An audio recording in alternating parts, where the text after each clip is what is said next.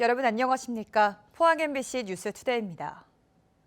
어제는 대구와 경북 남부 일부 지역에 올해 첫 폭염주의보가 발효됐습니다. 오늘도 폭염과 함께 최고 체감 온도가 31도 이상 올라 무덥겠습니다. 자세한 날씨 유하경 기상캐스터가 전해드립니다. 때이른 불볕더위가 아주 뜨겁습니다. 어제 대구와 경북 남부 일부 지역에는 작년보다 일주일 빠르게 폭염주의보가 발효됐는데요. 오늘도 폭염주의보가 이어지는 가운데 대부분 지역에서 낮 기온이 최고 33도 이상 올라 무덥겠습니다. 오늘 아침 기온 16도에서 23도 분포로 후텁지근하게 시작해서요. 낮에는 대구 34도, 안동 32도, 포항 33도고요. 경산은 무려 35도까지 치솟겠습니다.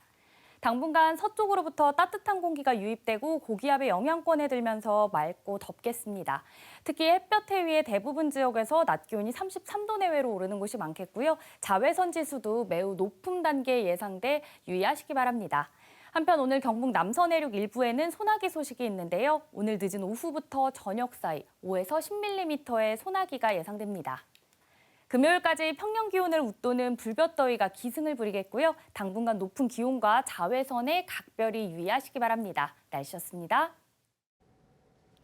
포항시의회는 어제 열린 본회의 5분 발언을 통해 지역 현안에 대한 비판 수위를 높였습니다.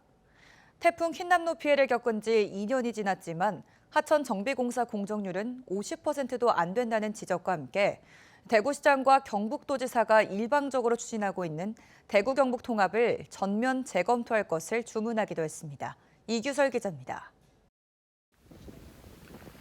2년 전 들이닥친 태풍 흰남노는 포항 동해면과 오천읍에 500mm가 넘는 기록적인 비를 쏟아부었습니다. 포항 냉천과 칠성천이 범람하며 11명이 목숨을 잃었고 사상 초유의 포항제철소 침수 등 수천억 원의 재산 피해가 났습니다. 최혜곤 의원은 당시 큰 피해를 본 냉천과 칠성천 정비 사업이 2년이 지난 지금까지 진행 중이라며 위험 지역에 대한 신속한 공사 진행을 요구했습니다. 현재도 칠성천은 재복구 사업 중이며 흰남노를 겪은 지 2년이 되었지만 공정률은 2024년 현재 48%에 불과합니다. 최 의원은 또 태풍 흰남노 직후 포항시는 3조 3천억 원을 투입해 대배수 터널과 저류지 등을 건설해 시가지 침수 피해를 막겠다고 약속했지만 지금까지 진전이 없다고 지적했습니다. 김은주 의원은 대구시장과 경북도지사가 추진하고 있는 대구-경북 통합은 경북도를 삭제하는 안이라며 전면 재검토를 요구했습니다. 김 의원은 군의군이 대구시에 편입되는 과정에서 경북도민의 의견 수렴 절차는 생략됐다며 경북 22개 시군을 대구시에 흡수 통합하겠다는 안은 지자체의 자치권을 무시하는 처사라고 반발했습니다. 막대한 예산을 투입해 경북도청을 북부권으로 이전한 지 10년이 조금 지난 지금 대구시와 다시 통합하겠다는 것은 경북 북부권을 포함해 경북 지역의 균형 발전이라는 명분도 동시에 상실할 수밖에 없습니다. 이 밖에 양윤재 의원은 체계적인 환경 문제 대응을 위해 포항의 대구지방환경청 환경출장소 재설치의 필요성을 강조했고 김성조 의원은 전국적인 명소로 자리 잡은 환호공원 스페이스워크 접근성을 높이기 위해 에스컬레이터 설치가 필요하다고 주장했습니다. MBC 뉴스 이규설입니다. 경주시의회는 정례회를 열고 경주시가 제출한 2조 680억 원 규모의 1차 추가 경정 예산에 대해 본격적인 심의에 들어갔습니다.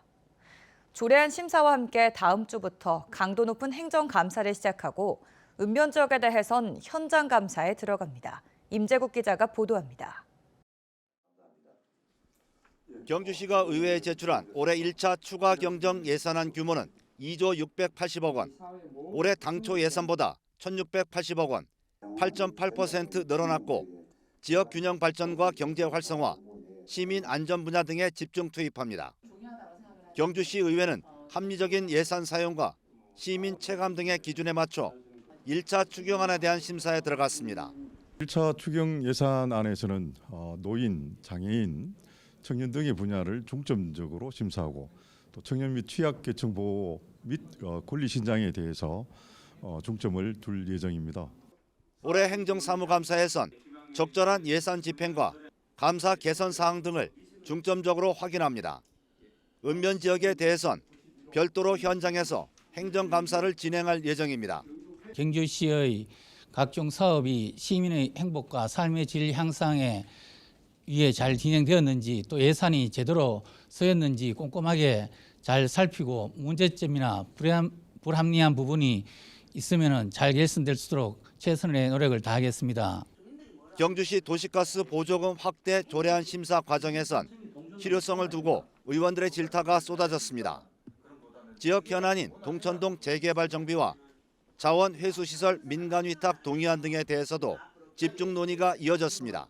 동천 지역에 23층이 처음이니까 여러 가지 도시 경관 문제를 해서 아마 심도 있게 해야 되고 2년 전에 쓰레기 대란을 막기 위해서 저들 민간도 동의를 했고 또 중간에 여러 가지 환경 오수 때문에도 좀 시끄러웠기 때문에 한편 경주시의회는 오는 28일 2차 본회의에서 제9대 후반기 의장과 부의장을 선출할 예정입니다.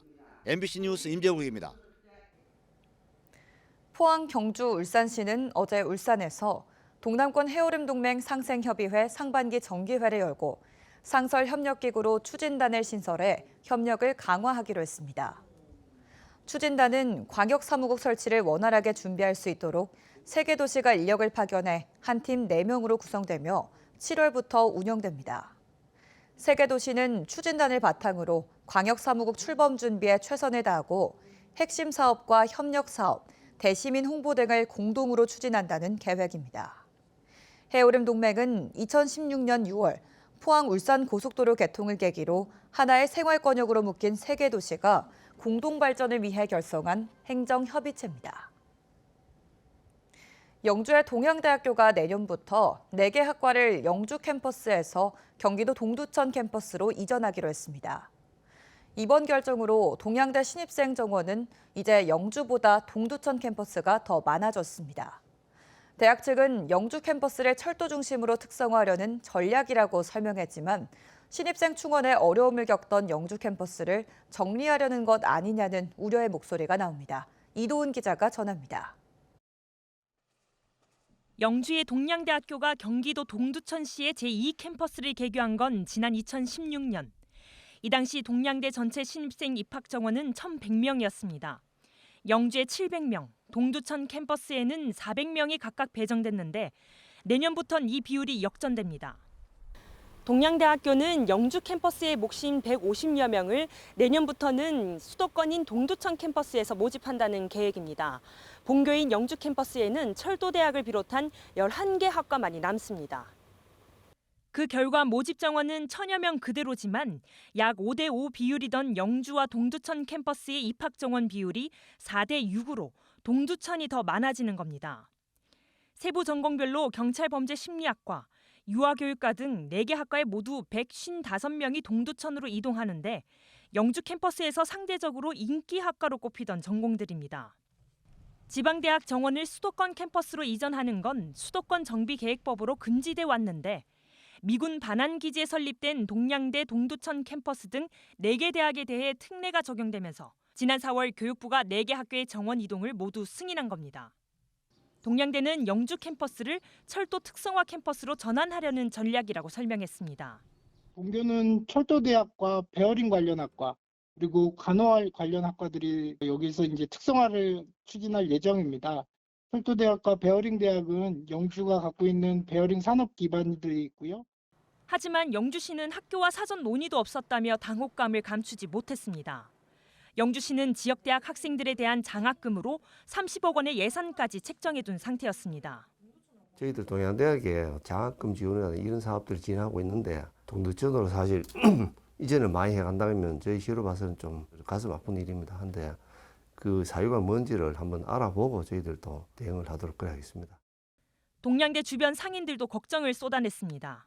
내년 되면은 아마도 더 줄 것 같아요. 제 생각에는 신입생도 그만큼 많이 모집이 안 되는 상황이고 더군다나 또 저쪽으로 간다 하면 그거는 더 큰 손해를 볼 수 있을 것 같아요. 동양대는 내년도 입시 이후로 추가적인 정원 이동 계획은 없다고 밝혔습니다. 하지만 최근 몇 년 사이 영주 캠퍼스의 신입생 충원이 크게 어려웠던 것으로 알려지면서 동양대가 영주 캠퍼스 정리 수순에 들어간 것 아니냐는 우려의 목소리까지 나오고 있습니다. MBC 뉴스 이도훈입니다. 경상북도는 지역 관광 활성화를 위해 관광진흥기금 지원 사업을 실시합니다. 이번 사업은 관광 숙박업소의 시설 개선 자금과 관광상품 개발 보조금으로 총 36억 원을 지원하며 오는 17일부터 24일까지 신청을 받아 7월 중에 지원 대상을 선정할 예정입니다.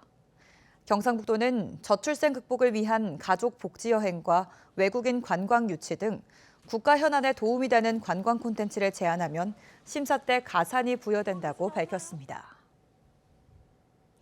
시설 재배 농가의 가장 큰 어려움인 겨울철 난방비와 여름 냉방비를 획기적으로 줄여주는 기술이 개발됐습니다. 연중 온도가 일정한 지하수를 냉난방에 이용하는 건데요. 7월에도 딸기 생산이 가능하다고 합니다. 김건엽 기자가 취재했습니다. 30도에 이르는 더운 날씨에도 딸기 수확이 한창입니다. 색과 당도 단단하기까지 제철 딸기에 비해 손색이 없습니다. 대부분의 시설 재배 딸기 농가는 냉방비 부담 때문에 4월 말이나 5월 초 생산을 접는데 이 농가는 7월까지 생산이 가능합니다. 저희가 2달 반 정도 더 키우기 때문에 한 월 1,000씩 해가지고 한 3천만 원 정도의 농가 소득이 더 있을 수 있습니다. 한국농업기술진흥원이 민간 기업의 개발 기술을 이전해 만든 순행식 냉난방기 덕분입니다. 연중 15도 정도로 유지되는 지하수를 끌어올려 히트펌프를 통해 실내 온도를 떨어뜨리는 방식입니다. 냉기는 바닥에 깔린 비닐 통로를 거쳐 딸기에 가장 가까이로 전달됩니다. 겨울에는 난방으로 전환할 수도 있는데 하루 12시간 한 달 가동 비용은 70만 원 정도로 경유 온풍기에 비해 90%, 전기 온풍기 대비 70% 정도 절감 효과가 있는 것으로 나타났습니다. 또 탄소 발생량도 95%까지 감소합니다. 획기적인 기술을 가지고 있는 기업들을 많이 발굴해서 지원을 하고 그를 통해서 농가 소득을 높이고 그리고 우리나라 농산물 생산의 안정성을 가져올 수 있는 그런 지원 사업을 계속할 계획을 가지고 있습니다. 농업기술진흥원은 순행식 냉난방기를 확대 보급하고 버섯 등 다른 작물에도 적용할 계획입니다. MBC 뉴스 김건엽입니다. 영덕 강구항이 작년 한 해 전국에서 입장객이 7번째로 많이 몰린 관광지점으로 나타났습니다.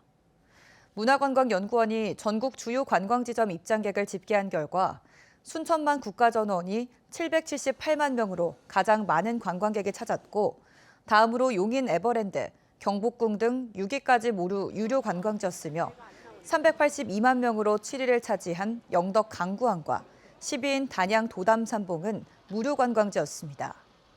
이와 함께 한국관광공사의 교통수단별 인기 여행지 조사에선 경주가 대중교통에서 2번째, 기차는 3번째, 울릉도는 선박편에서 전국 3번째 여행지로 꼽혔습니다.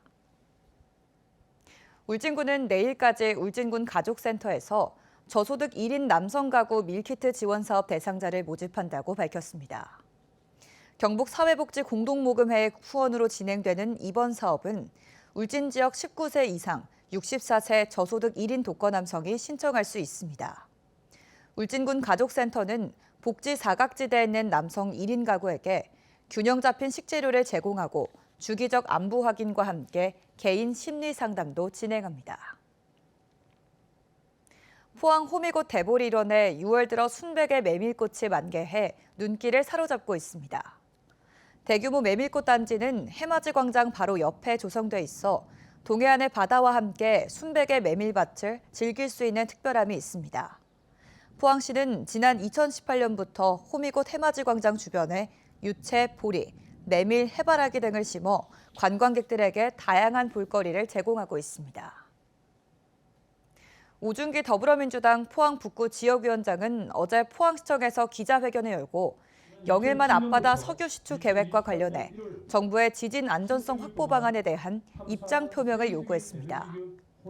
오 위원장은 포항 영일만은 단층이 복잡하게 얽혀 있어 석유 가스 개발 과정에서 단층지대를 건드려 지진이 발생할 가능성이 있다고 한다며 지진 피해 경험이 있는 포항 시민들에 대한 안전 대책과 책임 소재를 분명히 해야 한다고 강조했습니다. 한편 포항환경연대도 논평을 통해 산유국도 좋지만 지진 피해를 우려하는 목소리도 높은 만큼 시추 이전에 포항 시민과 국민들의 불안을 해소하는 방법부터 먼저 찾아줄 것을 촉구한다고 밝혔습니다.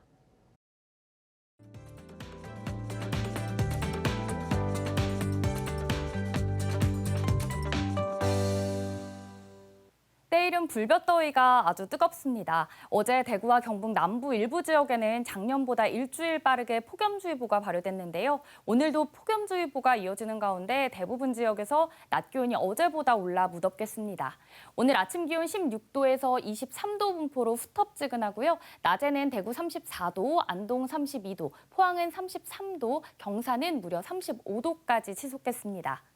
당분간 서쪽으로부터 따뜻한 공기가 유입되고 고기압의 영향권에 들면서 맑고 덥겠습니다. 특히 햇볕에 의해 대부분 지역에서 낮 기온이 33도 이상 오르는 곳이 많겠고요. 자외선 지수도 매우 높은 단계 예상돼 유의하시기 바랍니다. 한편 오늘 경북 남서 내륙 일부에는 소나기 소식이 있는데요. 오늘 늦은 오후부터 저녁 사이 5에서 10mm의 소나기가 예상됩니다. 위성 영상입니다. 오늘 전국적으로 서해 남부 해상에 위치한 고기압의 가장자리에 들겠습니다. 자세한 지역별 날씨 보시면 오늘 우리 지역 가끔 구름 많겠고요. 미세먼지 농도 보통 수준 예상됩니다. 바다의 물결은 0.5m에서 최고 1m로 잔잔하게 일겠습니다. 오늘 아침 대구의 기온 20도, 구미는 19도로 출발해서요. 낮에는 대구 34도, 구미는 33도까지 치솟겠습니다. 안동의 현재 기온 18도, 청송은 15도로 어제보다 높은데요. 낮에는 안동 32도, 청송은 33도 예상됩니다. 오늘 포항의 아침 기온 22도로 출발해서요. 낮에는 33도 전망됩니다. 금요일까지 평년 기온을 웃도는 불볕더위가 기승을 부리겠고요. 당분간 높은 기온과 자외선에 각별히 유의하시기 바랍니다. 날씨였습니다. 이상으로 포항 MBC 뉴스투데이를 마칩니다. 시청해주신 여러분 고맙습니다.